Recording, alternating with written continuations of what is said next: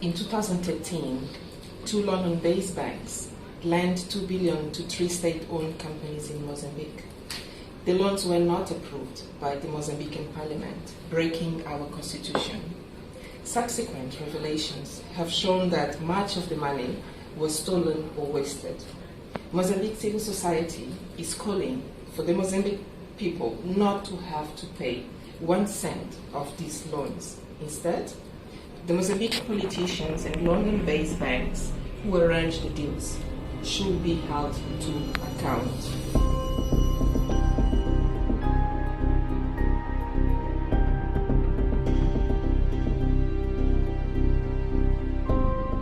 The indictments outline the full extent of corruption and fraud conducted by various partners involved in the $2.2 billion loans.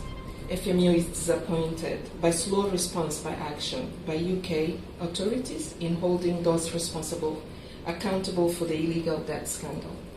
While 3 Credit Suisse bankers have been arrested as part of the US investigation, one of whom pleaded guilty yesterday, no action has been taken against any bankers from VTB, no action has been taken against Credit Suisse, and VTB has corporate entities.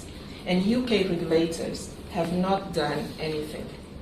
We were dismayed by the 2018 decision of the UK Financial Conduct Authority to downgrade the investigation into Credit Suisse role in Mozambique illegal debt scandal from criminal to regulatory inquiry. This was despite glaring evidence as presented in an audit by the US company Kroll and other available information on the potential criminal conduct by Credit Suisse and VTB. For example, the UK's Bribery Act requires companies to have systems in place to prevent corruption.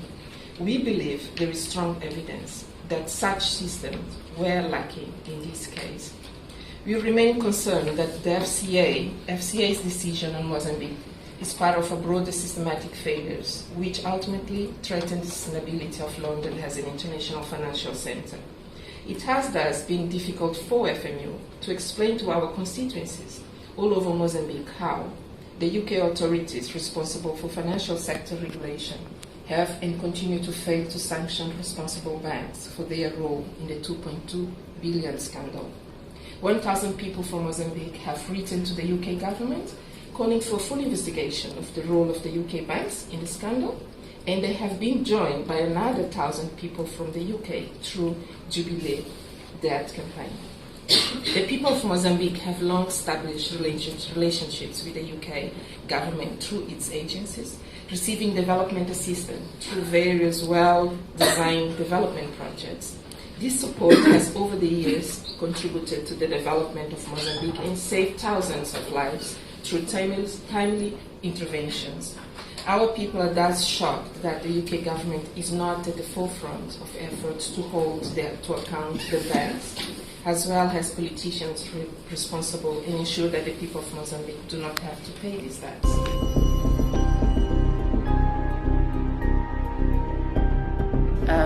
Mozambique was roughly an open environment for civil society to voice their opinion, for citizens to protest, to manifest, until this deal was struck.